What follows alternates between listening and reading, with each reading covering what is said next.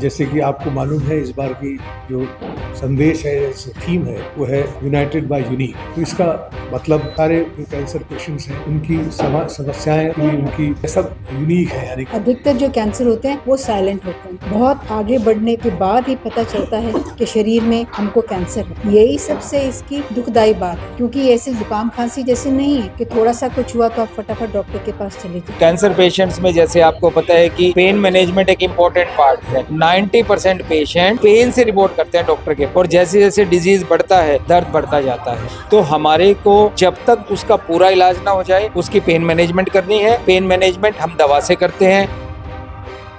नमस्कार, मैं रिया अग्रवाल और आप देख रहे हैं नव समाचार। आज हम मौजूद हैं गुरुग्राम के आर्टेमिस हॉस्पिटल में, जहां पर कैंसर डे पर कैंसर अवेयरनेस प्रोग्राम चलाया जा रहा है। हम बात करेंगे डॉक्टर से। सर, मोस्टली जो कैंसर्स हैं हमारे भारत में उनके इलाज ढूंढे जा चुके हैं या फिर उनके इलाज मिल गए हैं, लेकिन अभी भी ऐसे कैंसर्स बचे हैं जिनका इलाज बहुत मुश्किल है या फिर अभी भी नहीं है। जैसे कि हम लंग कैंसर की बात करें, पेनक्रियाटिक कैंसर जो होते हैं, इस पर आप क्या कहना चाहेंगे? अगर हमारी साइंस ज़्यादा प्रोग्रेस करती है तो क्या हम इसका इलाज ढूंढ सकते हैं?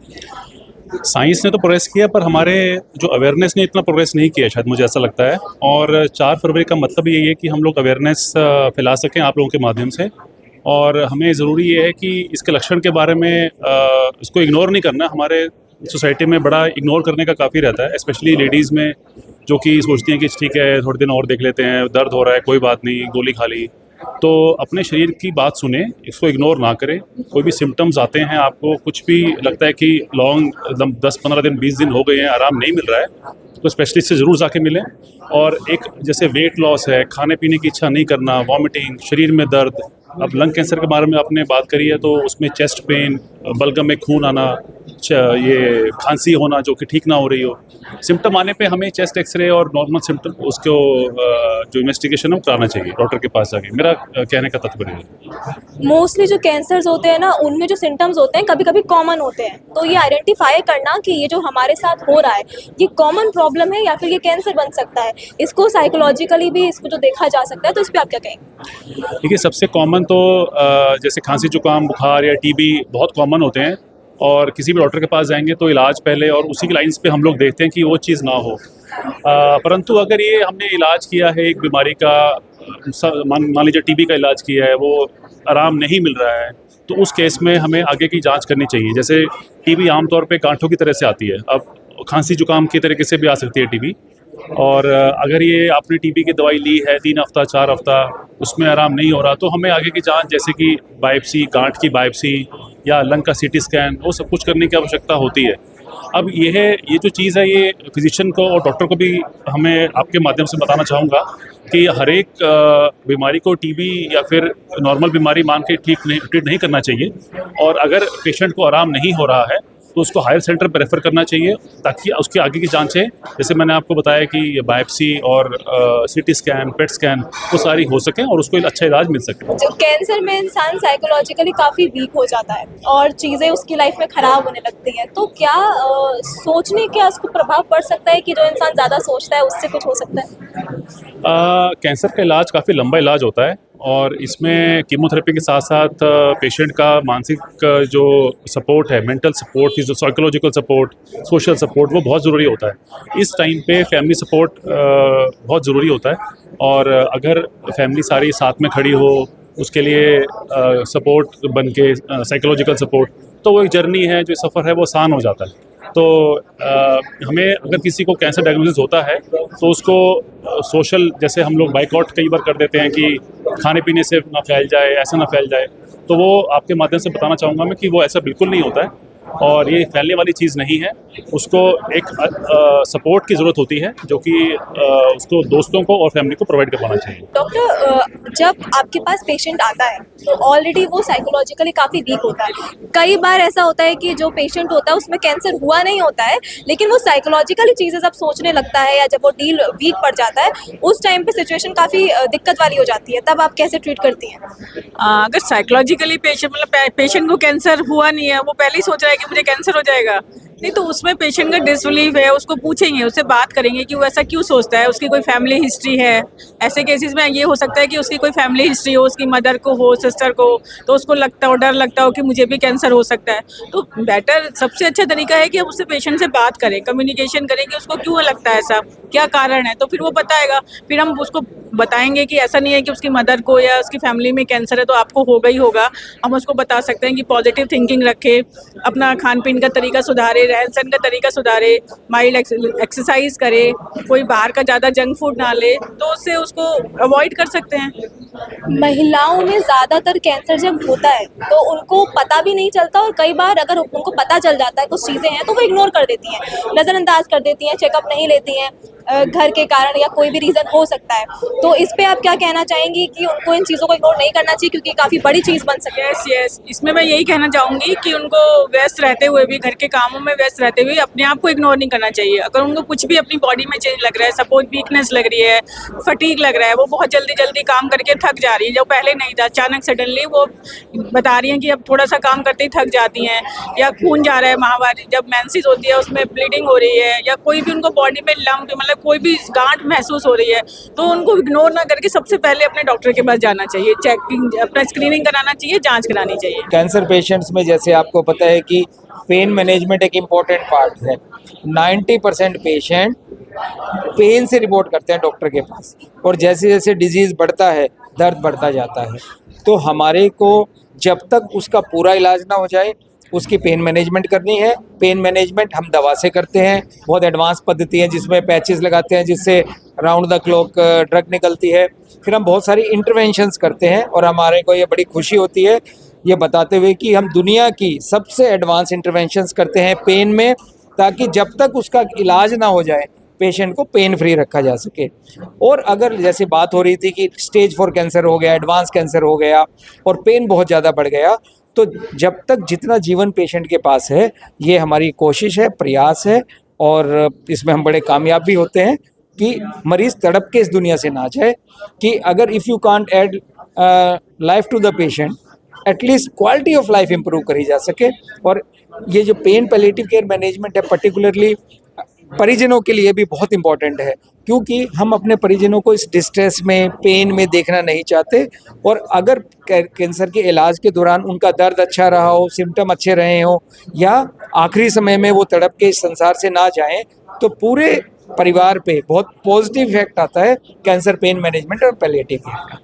सर, जब कैंसर हो जाता है या होने से पहले जब किसी इंसान को ऐसा लगता है कि उसको शरीर में दर्द हो रहा है या कोई पीड़ा हो रही है, तो लोग ज़्यादातर ना मेडिकल दवाएं ले लेते हैं, नॉर्मली दवाएं ले लेते हैं। उससे क्या कहीं कैंसर पे असर पड़ सकता है या उसके जो रिजल्ट हो सकते हैं वो ख़राब हो सकते हैं? तो ये सबसे इम्पोर्टेंट क्वेश्चन है पर्टिकुलरली हमारे देश में, और आई एम वेरी हैप्पी कि आपने क्वेश्चन पूछा। क्यों? हमारे यहाँ पे आपको जान के हैरानी होगी 97% लोग दर्द होने पर केमिस्ट से या अपने आप से, अपने दोस्त के कहने से दवा खाते हैं।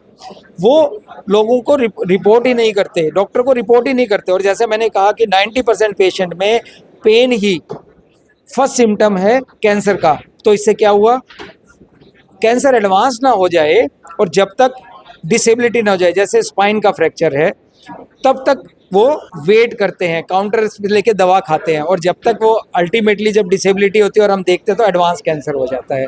तो ये करना बहुत घातक है।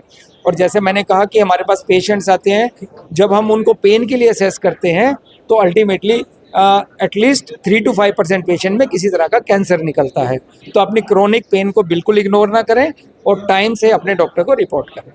लेकिन अगर हम हर छोटी बात पे या हर छोटे दर्द पे अगर हम हॉस्पिटल आने लगेंगे या फिर हम डॉक्टर को दिखाने लगेंगे, तो ये तो एक तरीके से डर बन जाएगा इंसान के दिमाग में। तो इस पर आप क्या कहना चाहेंगे? ये बहुत ही इंटेलिजेंट क्वेश्चन है।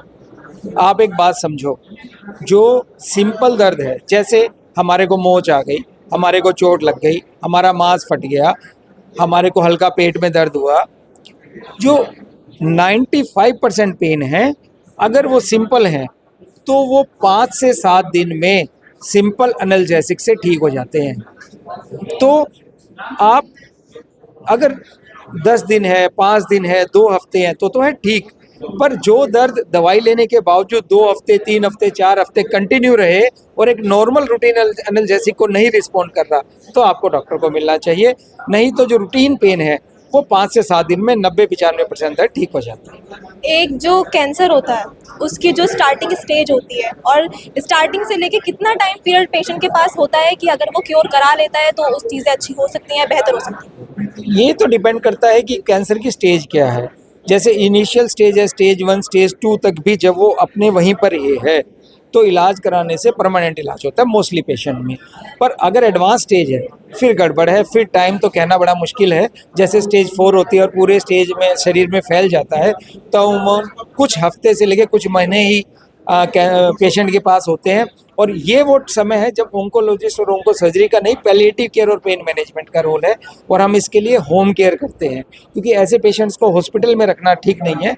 परिजनों के पास रखना और उनको गाइड करना, पैलिएटिव थेरेपी देना, पेन मैनेजमेंट करना, और मुझे लगता है मानवता की सबसे बड़ी सेवा है। सर, जो मोस्टली ब्रेस्ट कैंसर के केसेस आते हैं वो क्योंकि महिलाओं को जब पता चलता है या जब उनको सिम्टम का एहसास होता है तो वो चेकअप नहीं कराती, रूटीन चेकअप्स नहीं लेती हैं, तो जो स्टेज है वो काफ़ी ज़्यादा आगे बढ़ चुकी होती है। क्या अगर ज़्यादा स्टेज बढ़ जाए तब चांसेस होते हैं कि ये क्योर हो सकता है? देखिए, ब्रेस्ट कैंसर के अंदर जितनी एडवांसमेंट पिछले कुछ सालों में आई है वो बहुत ही काबिल तारीफ़ है। हम आज की डेट में स्टेज 1 और स्टेज 2 कैंसर में 90 से 95% तक सर्वाइवल रेट्स दे पा रहे हैं। जो स्टेज 4 है, जहाँ पे बीमारी ऑलरेडी स्प्रेड होकर दूसरे ऑर्गन्स तक पहुँच जाती है, जब हम उसको लाइलाज कहते हैं, ब्रेस्ट कैंसर के अंदर उसके अंदर भी इतनी अच्छी दवाइयाँ और ट्रीटमेंट आ रहे हैं जहाँ पे हम उस स्टेज में भी काफ़ी सालों तक पेशेंट की लाइफ प्रोलॉन्ग कर सकते हैं। तो कोशिश हमारी यही होती है कि जल्दी से जल्दी बीमारी को पकड़ें ताकि सर्वाइवल हो, क्योर हो जाए बीमारी। लेकिन अगर किसी कारण से लेट भी लक्षण समझ में आते हैं तब भी एक अच्छा सक्सेसफुल इलाज है। सर, जो ब्रेस्ट कैंसर है इसकी कोई कॉमन सिम्टम जैसे चेस्ट में पेन उठना, ये कभी कभी कॉमन सिम्टम होने लगता है, या फिर नॉर्मल आप चल रहे हो या फिर आप लेटे हो तो आपको सांस लेने में कभी कभी प्रॉब्लम होने लगती है, या फिर जब पीरियड्स आते हैं तो मोस्टली ये होता है कि साइज़ जो ब्रेस्ट के साइज़ होते हैं वो ऑटोमेटिकली चेंज होते रहते हैं। तो इस चीज़ को आइडेंटिफाई करना कि ये कैंसर है या फिर ये नॉर्मल रूटीन का प्रोसेस है, इसको कैसे देखते हैं? देखिए, ज़्यादातर केस में तो ये नॉर्मल बॉडी का ही प्रोसेस होता है। इनफैक्ट कैंसर के जितने भी सिम्टम्स हैं उनमें ऐसा नहीं है कि वो सिम्टम्स सिर्फ कैंसर में ही होते हैं। जैसे ब्रेस्ट में गांठ, निपल में डिस्चार्ज, स्किन के अंदर रेडनेस, ये सारे ऐसे सिम्टम हैं जो नॉर्मल इन्फेक्शन के अंदर भी पाए जा सकते हैं। इसीलिए कोई भी सिम्टम है तो हम उसे इग्नोर करने की सलाह नहीं देते हैं और एक बार ज़रूर किसी स्पेशलिस्ट को दिखाने के लिए बोलते हैं ताकि वो देख के बता सके कि क्या इसके पीछे कैंसर है या फिर ये सिंपली किसी और वजह से है। जो ब्रेस्ट कैंसर होता है महिलाओं में, क्या उसके चांसेस होते हैं कि वो जेनेटिकली डॉटर में शिफ्ट हो सकता है या फिर आगे बच्चों में जा सकता है? जी, कई तरह के स्पेशलिस्ट ब्रेस्ट कैंसर होते हैं, जैसे ट्रिपल नेगेटिव ब्रेस्ट कैंसर हो गए, या फिर कम उम्र में यानी कि 40 से कम उम्र में अगर ब्रेस्ट कैंसर होता है तो एक चांस है कि उसमें जेनेटिक के कारण हो सकते हैं। हम जेनेटिक टेस्ट आजकल करवाते हैं और अगर जेनेटिक टेस्ट पॉजिटिव आता है तो ये चांस है कि वो जीन बच्चों में आगे जा सकता है, जिससे उनको भी खतरा होता है। आज का मेरा आपसे आखिरी सवाल कि आज की जो थीम है यूनाइटेड बाय यूनिक, इसके बारे में आप थोड़ा बताएं। ये बहुत ही अच्छी थीम सोची गई है। हम लोग यूनाइटेड हैं क्योंकि हम सब चाहते हैं वो एम यानी कि कैंसर फ्री होना, और यूनिक इसलिए भी क्योंकि आज की डेट में एक सिंगल ट्रीटमेंट सबको नहीं दिया जा रहा। हर आदमी की या हर लेडी की एक अपनी अलग प्रॉब्लम्स है, एक अलग सर्कमस्टेंसेस हैं। उन सारी सर्कमस्टेंसेस को समझते हुए उनके ट्यूमर के अंदर क्या ऐसे खास चेंजेस हैं जिसकी वजह से हमारे को उनका ट्रीटमेंट यूनिक करना है, इसलिए we are united by unique. Thank you. Cancer तेज़ी से बढ़ रहा है।